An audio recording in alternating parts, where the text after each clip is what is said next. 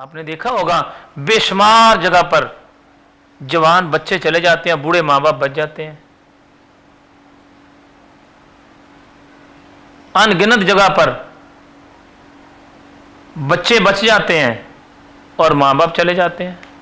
کہیں پر بچہ پیدا ہونے سے پہلے دنیا سے چلا گیا، ابھی ماں کے پیٹ میں تھا تو اس کا انتقال ہو گیا، کہیں پر پیدا ہوتے ہی انتقال ہو گیا، کہیں پر وہ بھی بچپن سے نکل رہا تھا اس کا انتقال ہو گیا، کہیں پر جوانی میں پاؤں رکھا تھا تو موت آ گئی، کہیں بھرپور جوانی میں تھا تو موت آ گئی، کہیں جوانی گزر گئی تھی تو پھر موت آ گئی، کہیں بڑھاپے میں آ کے موت آ گئی۔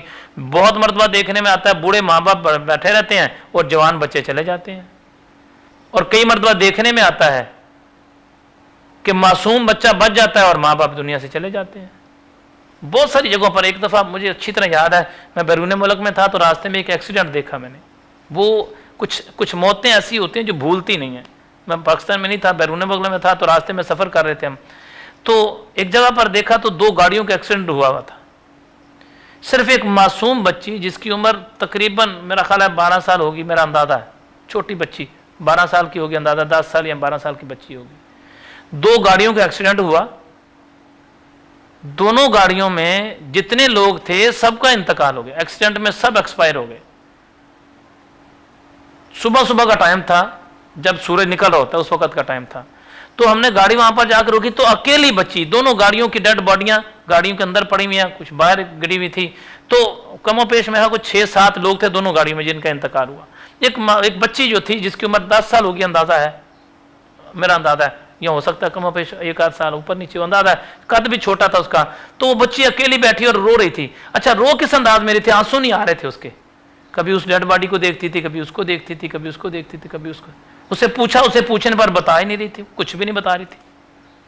میرے ساتھ دوست ہے تو ہم نے پوچھا اس کو، خاموش، بالکل خاموش تھی۔ کیا بتاتی وہ؟ سوال یہ پیدا ہوتا ہے کیا بتاتی وہ؟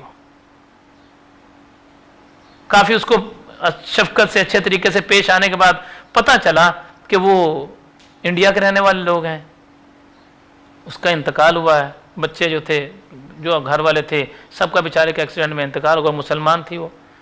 تو کافی دیر اس کو پیار کرنے کے بعد احساس دلانے، ہمارے ساتھ ایک بزرگ تھے، وہ آگے ہوئے، سمجھایا ان کو، کافی عمر کے تھے وہ، تو ان کو بیٹی سے پوچھا تو اب وہ کہہ رہی تھے کہ میرے پاپا ہیں، اور اپنی ماں کا ہاتھ اس نے ایسے ہاتھ میں ایسے ہاتھ ڈالا ہوا تھا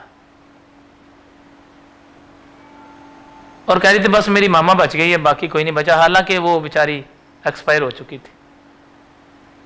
میری بات سنانے کا مقصد فقط یہ ہے کہ موت ہر رنگ میں دیکھی گئی ہے، نہیں دیکھتی یہ بڑے بڑے خوبصورت بڑے بڑے نوجوان، 1 بچ جائے گا، 2 بچ جائیں گے، 10 بچ جائیں گے، کوئی نہیں بچے گا ان کا، موت کو اس سے کوئی غرض نہیں ہے۔